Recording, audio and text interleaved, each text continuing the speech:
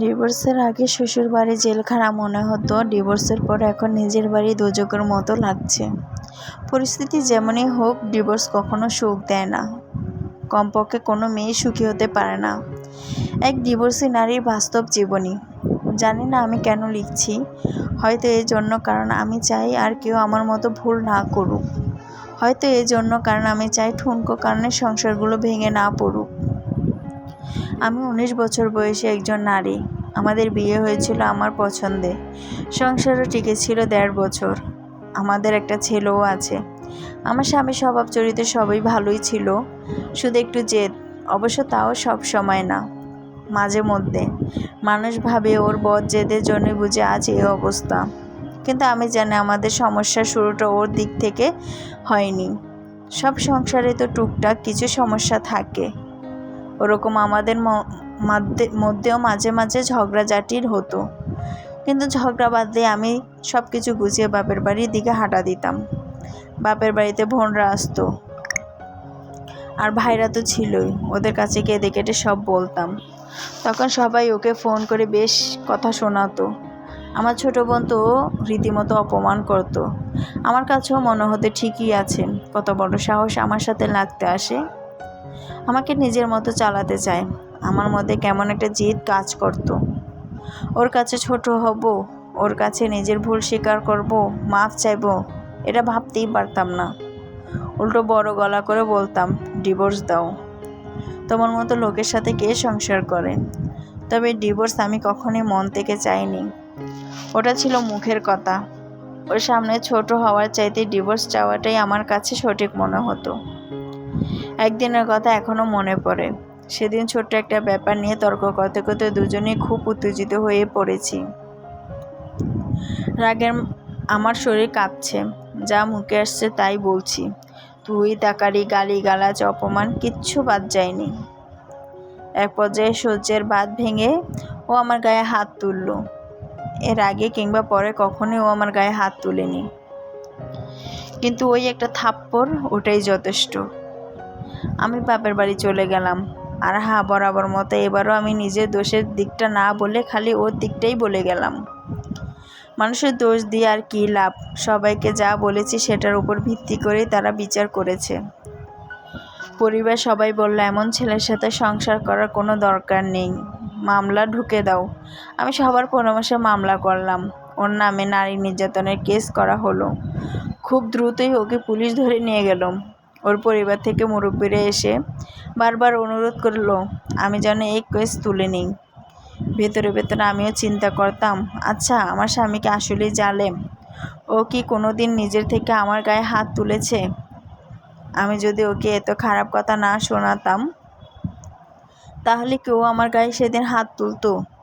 আমার বাবা মা আমাকে বুঝিয়েছিল, আমি যদি এত কিছুর পর ফিরে যাই, তাহলে ও ভাববে আমি বুঝি অসহায়, আমাকে আরও পেয়ে বসবে, আমার উপর ইচ্ছা মতো ছড়ি ঘুরাবে। একবার গায়ে হাত তুলেছে মানে বারবার একই কাজ করবে। কাজেই নিজে থেকে ফিরে যাওয়া তো প্রশ্নই আসে না। কিন্তু আমার মনের ভেতর কে যেন চিৎকার করে বলতো, ও তো এমন লোক না। তবে ও যেদিন আমার গায়ে হাত তুলেছিল, সেদিন হাত জোর করে আমার কাছে মাফ চেয়েছিল। এসব ভেবে ভেবে আমি মামলা তুলে নিলাম, তবে ওর কাছে ফেরত গেলাম না। কিছুদিন পর দুই পরিবার থেকে বিচার সালিশ হলো। সবার কাছে ও দোষী প্রমাণিত হলো। সবাই ওকে নানা কথা বোঝালো, উপদেশ দিল, তারপর আবার সংসার শুরু করলাম। এরপরে কয়েক মাস ভালোই চলছিল, কিন্তু হুট করে আবার কি একটা নিয়ে আমাদের মধ্যে ঝগড়া বেঁধে গেল। বেশ কাপড় চোপড় গুছিয়ে আবার আমি বাপের বাড়ি গিয়ে উঠলাম। এর মধ্যে শুনলাম ও নাকি খুব অসুস্থ। আমি বাসায় ফিরতে চাইলে আমার পরিবার বলল, এভাবে একটা ঝগড়ার পর একা একা ফিরলে সেটা ভালো দেখায় না। আর আমার বোনদের কথা ছিল, ওসব অসুস্থ কিছুই না, সব বাহানা। আমরা চাচ্ছিলাম ওই পক্ষ থেকে কিছু আত্মীয় স্বজন এসে ওর ভুল স্বীকার করে আমাকে হাতে পায়ে ধরে নিয়ে যাক, কিন্তু এবার কেউই আসলো না। এরও কিছুদিন পরও আমাকে ডিভোর্স লেটার পাঠিয়ে দিল। ডিভোর্স লেটার দেখে আমাদের পরিবার সবাই খুব ক্ষেপে গেল। কত বড় সাহস, মেয়েকে এত কষ্টে রেখেছে তার উপর ডিভোর্স লেটার পাঠায়। সবার কথা আমার কাছেও মনে হলো, ঠিকই তো, কত বড় সাহস, আমাকে ডিভোর্স দিতে চায়। ওর সব ভুলগুলো চোখের সামনে ভাসতে লাগলো। মা বাবা মনে করিয়ে দিল ও হলো সেই ছেলে যে কিনা আমার গায়েও হাত তুলেছে। প্রতিশোধের আগুনে জ্বলতে জ্বলতে আমিও ঠিক করলাম এবার ডিভোর্সই দিব। কে চায় এমন ফালতু লোকের সংসার করতে? কোর্টে গিয়ে ওকে হেনস্থা করার চেষ্টা করলাম। আমার মাসিক খরচ বাড়িয়ে একটা আকাশ ছোঁয়া অঙ্ক দাবি করলাম। আমি চাচ্ছিলাম ওর যেন দেওয়ালে পিঠ ঠেকে যায়, যেন নিজে থেকে আমার কাছে এসে আবার সংসার করতে চায়। আসলে আমি ডিভোর্স হোক আমি কখনোই চাইনি, কিন্তু জিদ আমাকে খেয়ে নিচ্ছিল। আগ বাড়িয়ে ওকে ডিভোর্স তুলে নিতে বলা আমার পক্ষে অসম্ভব। ওর কাছে ছোট হওয়া আমি মানতেই পারিনি, কিন্তু আশ্চর্য ব্যাপার ও আমার ছোঁয়া সমস্ত দাবি মেনে নিল। আমাদের ছেলেকে আমি পেয়ে গেলাম, ভরণ পোষণ মাসিক খরচ ওর সম্পত্তি সব বিনিময়ে ও পেল শুধু ডিভোর্স। আমাদের ডিভোর্স হয়ে যায় আজ 3.5 বছর। ও আবারও বিয়ে করেছে, সুখী আছে বোঝাই যায়। আসলে ওর মতো স্বামী নিয়ে মেয়েরা হয়তো সুখী থাকবে। এখন আমার নিজের কথা ভেবে আফসোস হয়। মানুষের মুখের কথা কখনো কখনো ছুরির চেয়েও ধারালো হতে পারে।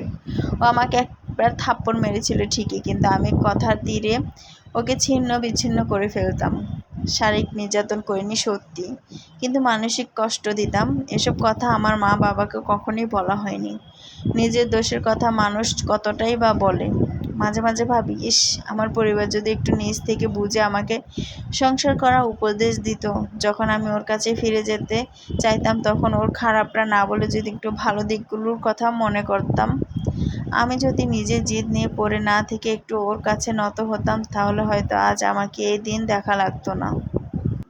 হ্যালো এভরিওয়ান, আসসালামু আলাইকুম। সবাইকে আমার চ্যানেলের নতুন একটা ভিডিওতে স্বাগতম। চলে আসলাম অনেক দিন পর আপনাদের মাঝে একটা ভিডিও নিয়ে। প্রায় দীর্ঘ 3 মাস পর ভিডিও আপলোড করতেছি। জানি না কে কতটুকু আমার পাশে থাকবেন বা সাপোর্ট করবেন।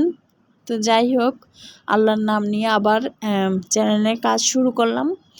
তো এখানে কাজকর্ম দিয়ে কিন্তু আজকে ভিডিওটা শেয়ার করেছি। আর কাজকর্ম করতে করতে কিন্তু আপনাদের সাথে অনেকগুলো কথা শেয়ার করা হয়ে গেছে, একটা গল্প শেয়ার করা হয়ে গেছে। গল্পটা কেমন লেগেছে অবশ্যই কিন্তু কমেন্ট করে জানাবেন।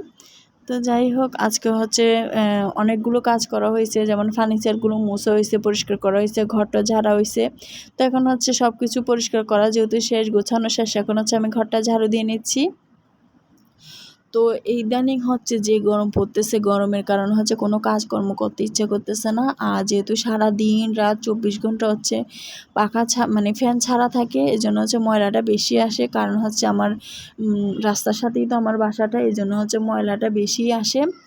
তো আমি ভাবলাম যেহেতু এগুলো পরিষ্কার করব, আর আপনাদের সাথে অনেক দিন যাবৎ ভিডিও শেয়ার করা হয় না, তো এগুলো পরিষ্কার করব, আপনাদের সাথেও শেয়ার করব। তো এই জন্য ভিডিওগুলো করা। তো যাই হোক, আমার কিন্তু মোটামুটি সবগুলো কাজ করা শেষ। খাট মোছা, তারপর গোছানো সব কিছুই শেষ। তো এখন ঘরটা ঝাড়ু দিয়ে নিচ্ছি। ঘরটা ঝাড়ু দেওয়া হয়ে গেলে তারপর আমি রান্নাঘরে অনেকগুলো প্লেট বাটি এগুলো আসতে ওগুলো ধুয়ে নেব। তো আজকে যেহেতু দুপুরবেলা রান্নাবান্না নেই, আজকে বলতে না, মানে গরম আসছে পর্যন্ত আমি দুপুরবেলা কোনো রান্নাবান্না করি না। আর দুপুরবেলা রান্নাবান্না না করার কারণ মানে রোদের যে তাপটা ওটা রান্নাঘরে প্রচুর পরিমাণ আসে, মানে ওটা সহ্য করার মতো না। একে তো সূর্যের তাপ, তারপর তার মধ্যে চুলার আগুনের তাপ। তো সব কিছু মিলিয়ে আমি দিনের বেলা রান্নাটা কম করার চেষ্টা করি। আর যদি কখনো মেহমান আসে বা হঠাৎ করে কিছু লাগে তখন রান্না করতে আসি আর কি। তো ওদিকে আমার ঘর ঝাড়ু দেওয়া শেষ। এখন আমি প্লেট বাটিগুলো ধুয়ে নিচ্ছি। আমার যখন কাজ করতে ইচ্ছে করে তখন মনে হয় যে সবগুলো কাজ করে ফেলি, মানে সবগুলো কাজ এখনই করে ফেলবো, এরকম একটা অবস্থা। তো যাই হোক, তো এদিকে প্লেট বাটিগুলো ধুয়ে, আর কালকে রাতে আমাদের ডিম আনা হয়েছিল। তো ডিমটা আমি আর ফ্রিজে রাখিনি, যেহেতু ধুইতে হবে। না ধুয়ে ফ্রিজে রাখলে এটা মানে খারাপ লাগে দেখতে ময়লার সাথে।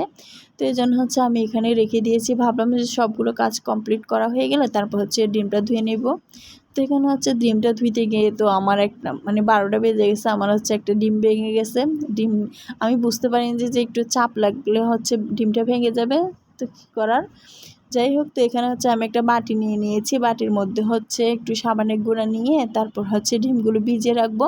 তাহলে হয় কি তাড়াতাড়ি পরিষ্কার হয়ে যায়, আর জীবাণু টিবাণু থাকলে এগুলো চলে যায় আর কি। তো পরবর্তীতে হচ্ছে আমি ডিমটা ধুয়ে একটা ঝুড়িতে রেখে দেব পানিগুলো শুকানোর জন্য। পানিগুলো শুকিয়ে গেলে তারপর হচ্ছে ফ্রিজে রাখবো আর কি। তো এখন এগুলো ধোয়া হয়ে গেলে তারপর হচ্ছে আমার ভাত বসাইতে হবে। ভাত বসাই নিয়ে এখনও। তারপর হচ্ছে রান্নাঘরটা পরিষ্কার করতে হবে, ঘর মুছতে হবে, অনেকগুলো কাজ। আর দুপুরবেলা তো গোসল করে কোনো শান্তি পাওয়া যায় না, কারণ হচ্ছে দুপুরবেলার পানিগুলো মনে হয় যে মানে সেদ্ধ করা পানি, এরকম একটা অবস্থা। লাইনে মানে রোদের তাপে এত পরিমাণ পানিগুলো গরম হয়ে থাকে, গোসল করে কোনো ইয়েই পাই না। তো এই জন্য হচ্ছে গরম আসছে পর্যন্ত 2 টাইম গোসল করা লাগে। একবার হচ্ছে দুপুরবেলা করে কাজকর্ম করার পর হচ্ছে গোসল না করলে না মানে কেমন যেন একটা নিজের থেকে খারাপ লাগে। তো এই জন্য হচ্ছে আমি দুপুরবেলা গোসল করি, গরম পানি হলে গরম পানি, কিছু করার নাই। তারপর হচ্ছে যেহেতু দুপুরবেলা রান্নাবান্না করি না, রাতের বেলা করি, তো রাতের বেলা হচ্ছে রান্নাবান্না করতে করতে আবারও সেম হয়, মানে ঘামাই, পুরা শরীরটার একদম ইয়ে হয়ে যায়। তো আবার রান্নাবান্না শেষ করে ঘুমানোর আগ দিয়ে হচ্ছে আবার গোসল করি। গোসল করে হচ্ছে তখন ঘুমাই। আর তখন গোসল করে ঘুমাইলে না অনেক বেশি মানে শান্তি লাগে, অনেক বেশি ভালো ঘুম আসে। কারণ হচ্ছে রাতের বেলা পানিটা অনেক বেশি ঠান্ডা আসে এজন্য। তো যাই হোক, তো এখানে হচ্ছে আমি ভাতটাও বসিয়ে দিচ্ছি, আর এদিকে ডিমটা হচ্ছে পানি শুকাইতে থাকুক। তারপর পানি শুকানো হয়ে গেলে তারপর হচ্ছে আমি ফ্রিজে রেখে দেব। তো ভাতটা বসিয়ে আমি হচ্ছে আগে কিচেনটা পরিষ্কার করে নেব। কিচেনটা পরিষ্কার করা হয়ে গেলে তারপর হচ্ছে ঘরটা মুছে তারপর হচ্ছে গোসল করতে চলে যাব আর কি। তো যেহেতু 3 জন মানুষ থাকি, আর আমি হচ্ছে 2 টাইম মানে 2 বেলার জন্য, রাতের আর দুপুরের জন্য একসাথে ভাত রান্না করি না। কারণ যদি দুপুরে রান্না করতে যাই একসাথে, তাহলে হচ্ছে রাতে খাইতে খাইতে দেখা যায় কি পানি মানে ভাত থেকে পানি ছেড়ে দেয়। এজন্য হচ্ছে অল্প অল্প করে 2 টাইম রান্না করার চেষ্টা করি।